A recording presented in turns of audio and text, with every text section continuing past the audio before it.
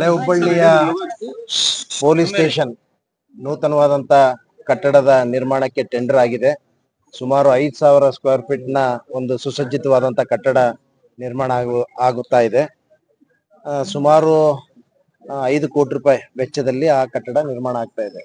ಆ ನಿಟ್ಟಿನಲ್ಲಿ ಟೆಂಪ್ರವರಿ ಆಗಿ ಇವತ್ತು ನಾವು ಈ ಕಟ್ಟಡವನ್ನು ಸ್ಥಳಾಂತರ ಮಾಡಿದೀವಿ. ಶ್ರೀರಾಮ್ ಕಾಲನಿಯ ಈ ಒಂದು ಸಭಾಭವನ ಹಿಂದೆ ಕಟ್ಟಿದೀವಿ, ಅಲ್ಲಿ ಸ್ಥಳಾಂತರ ಮಾಡಿದ್ವಿ. ಬಹುಶಃ ಅತಿ ಶೀಘ್ರದಲ್ಲಿ ಅಂದ್ರೆ 1 ವರ್ಷ ಕಾಲಾವಧಿಯಲ್ಲಿ ಈ ಕಟ್ಟಡ ನಿರ್ಮಾಣ ಆಗ್ತಾ ಇದೆ. ಬಹುಶಃ ಹುಬ್ಬಳ್ಳಿ ಧಾರವಾಡದಲ್ಲಿ ಬಹುತೇಕ ಎಲ್ಲಾ ಪೊಲೀಸ್ ಸ್ಟೇಷನ್ಗಳು ಕೂಡ ಹೊಸದಾಗಿ ನಿರ್ಮಾಣ ಮಾಡಿ ಒಂದು ಸುಸಜ್ಜಿತವಾದಂತ ಕಟ್ಟಡ ನಿರ್ಮಾಣ ಮಾಡೋದ್ರ ಜೊತೆಗೆ ಜನರಿಗೆ ಒಂದು ಒಳ್ಳೆ ರೀತಿಯ ಒಂದು ಪೊಲೀಸ್ ಸ್ಟೇಷನ್ ಕೂಡ ನಿರ್ಮಾಣ ಮಾಡ್ಲಿಕ್ಕೆ ನಾವೆಲ್ಲ ಕೂಡ ಈಗಾಗಲೇ ಪ್ಲಾನ್ ಮಾಡಿ ಮಾಡ್ತಾ ಇದ್ದೀವಿ. ಆ ನಿಟ್ಟಿನಲ್ಲಿ ಇವತ್ತು ಇದರ ಒಂದು ಉದ್ಘಾಟನೆ, ತಾತ್ಕಾಲಿಕವಾಗಿ ಏನು ಈ ಸ್ಟೇಷನ್ ಆಗಿದೆ ಅದನ್ನ ಉದ್ಘಾಟನೆ ಮಾಡಿದ್ವಿ. ನೂತನವಾಗಿ ಬಂದಂತ ಪೊಲೀಸ್ ಆಯುಕ್ತರು ಬಹಳ ಒಳ್ಳೆ ಕೆಲಸಗಳನ್ನು ಮಾಡೋದ್ರ ಮೂಲಕ, ಒಳ್ಳೆ ಒಂದು ಪೊಲೀಸ್ ಇಲಾಖೆಯಲ್ಲಿ ಒಂದು ಒಳ್ಳೆ ಸಿಸ್ಟಮ್ ತರೋದ್ರ ಮೂಲಕ, ಮತ್ತು ವಿಶೇಷವಾಗಿ ಏನು ರೌಡಿ ಶೀಟರ್ಸು ಏನು ಅಪರಾಧ ಕೃತ್ಯಗಳನ್ನ ಎಗಿಸುವಂತ ಏನು ಅಪರಾಧ ಮಾಡ್ತಾ ಇದಾರೆ ಅಂತವ್ರಿಗೆಲ್ಲ ನಡಕು ಹುಟ್ಟಿಸುವ ರೀತಿಯಲ್ಲಿ ಬಹಳ ಒಳ್ಳೆ ಒಂದು ಬೆಳವಣಿಗೆ ಆಗಿದೆ. ಹುಬ್ಬಳ್ಳಿ ಧಾರವಾಡದಲ್ಲಿ ಸಾಕಷ್ಟು ಬದಲಾವಣೆಗಳಾಗಿದೆ. ಹಿಂದೆಲ್ಲೋ ಒಂದ್ ಕಡೆ ಸಾಕಷ್ಟು ಈ ಕ್ರೈಮ್ ರೇಟು ಜಾಸ್ತಿ ಇತ್ತು. ವಿಶೇಷವಾಗಿ ಈ ಡ್ರಗ್ಸ್ ಮಾಫಿಯಾನು ಕೂಡ ಬಹಳಷ್ಟಿತ್ತು.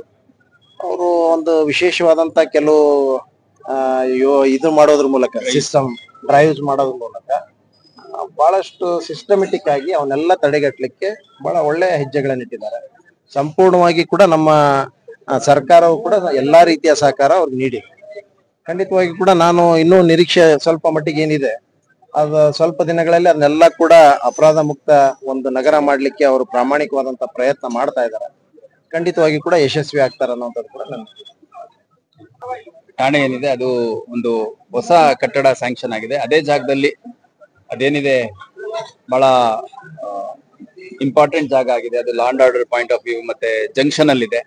ಸಾರ್ವಜನಿಕರಿಗೆ ಕೂಡ ಬಹಳ ಅನುಕೂಲ ಆಗುವಂತ ಸ್ಥಳದಲ್ಲಿರೋದ್ರಿಂದ ಅಲ್ಲಿ ಮರು ನಿರ್ಮಾಣ ಮಾಡಬೇಕು ಅಂತ ಹೊಸ ಬಿಲ್ಡಿಂಗ್ ಕಟ್ಟಲಿಕ್ಕೆ ಅಂತ ಸುಮಾರು 5 ಕೋಟಿಯಷ್ಟು ಹಣ ಸ್ಯಾಂಕ್ಷನ್ ಮಾಡಿದೆ. ಅದಕ್ಕೆ ನಾನು ಶಾಸಕರಿಗೆ ಧನ್ಯವಾದಗಳನ್ನ ಅರ್ಪಿಸಲಿಕ್ಕೆ ಇಷ್ಟಪಡ್ತೇನೆ. ಮತ್ತೆ ತಾತ್ಕಾಲಿಕವಾಗಿ ನಾವು ಬೇರೆ ಒಂದು ಬಿಲ್ಡಿಂಗ್ ಹುಡುಕಾಟದಲ್ಲಿದ್ದಾಗ ಶಾಸಕರೇ ಈ ಒಂದು ಜಗಜೀವನ್ ರಾಮ್ ಅವರ ಒಂದು ಸಮುದಾಯ ಭವನ ಏನಿತ್ತು ಇದನ್ನ ತಾತ್ಕಾಲಿಕವಾಗಿ ಉಪಯೋಗಿಸ್ಕೊಳ್ಳಿ ಅಂತ ಕೊಟ್ಟಿದ್ದಾರೆ. ಬಹಳ ಒಳ್ಳೆ ಸುಸಜ್ಜಿತವಾಗಿರುವಂತ ವ್ಯವಸ್ಥೆ, ಸಾರ್ವಜನಿಕರಿಗೆ ಅನುಕೂಲ ಆಗುವಂತ ಒಂದು ನಿಟ್ಟಿನಲ್ಲಿ ಒದಗಿಸ್ಕೊಟ್ಟಿದ್ದಾರೆ. ಅದಕ್ಕೆ ಕೂಡ ನಾನು ಧನ್ಯವಾದಗಳು ಹೇಳಲಿಕ್ಕೆ ಇಷ್ಟಪಡ್ತೇನೆ. ಮತ್ತೆ 11 ತಿಂಗಳ ಒಂದು ಕಾಲಾವಧಿಯಲ್ಲಿ ಅದು ಬಿಲ್ಡಿಂಗ್ ನಿರ್ಮಾಣ ಆಗ್ಬೇಕು. ಆದ ತಕ್ಷಣ ಮತ್ತೆ ಅಲ್ಲಿಗೆ ಶಿಫ್ಟ್ ಮಾಡುವಂತ ಕೆಲಸ ಮಾಡ್ತೀವಿ. ಮತ್ತು ಜನಸ್ನೇಹಿಯಾಗಿ ಸಾರ್ವಜನಿಕರಿಗೆ ಇನ್ನೂ ಹತ್ತಿರ ಆಗುವಂತ ಪ್ರಯತ್ನ ನಮ್ಮ ಇಲಾಖೆಯಿಂದ ಮುಂದುವರಿದೆ.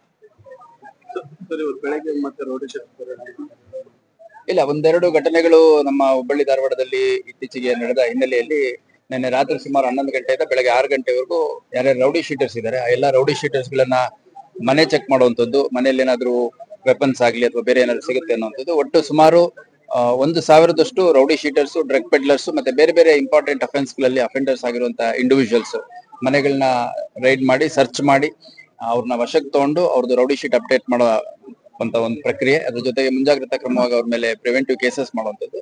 ಮತ್ತೆ 2 ಪ್ರತ್ಯೇಕ ಪ್ರಕರಣಗಳಲ್ಲಿ ಅಲ್ಲಿ ಸ್ವಲ್ಪ ಲಾಂಗ್ ರೀತಿಯ ಆಯುಧಗಳು, ಅಂದ್ರೆ ಮನೆಯಲ್ಲಿ ಗೃಹೋಪಯೋಗಿ ಆಯುಧಗಳಿಗಿಂತ ವಿಭಿನ್ನವಾದಂತ ಆಯುಧಗಳಿದ್ದ ಹಿನ್ನೆಲೆಯಲ್ಲಿ 2 ರೌಡಿ ಶೀಟರ್ಗಳ ಮೇಲೆ ಆರ್ಮ್ಸ್ ಆಕ್ಟ್ ಅಲ್ಲಿ ಪ್ರಕರಣ ಕೂಡ ದಾಖಲಿಸಿಕೊಂಡು ಈ ಪ್ರಕ್ರಿಯೆ ನಿರಂತರವಾಗಿ ಮುಂದುವರಿಯುತ್ತೆ. ಯಾಕಂದ್ರೆ ಈಗ ಅಲ್ಲೊಂದು ಇಲ್ಲೊಂದು ಸ್ಟಾಬಿಂಗ್ ಆಗ್ಲಿ ಅಥವಾ ಚಾಕು ಉಪಯೋಗಿಸುವಂತದ್ದು, ವೆಪನ್ಸ್ ಉಪಯೋಗಿಸುವಂತ ಘಟನೆ ನಡೆದಂತ ಸಂದರ್ಭದಲ್ಲಿ ಒಂದು ಸಾರ್ವಜನಿಕರಲ್ಲಿ ಆತಂಕ ಉಂಟಾಗುತ್ತೆ.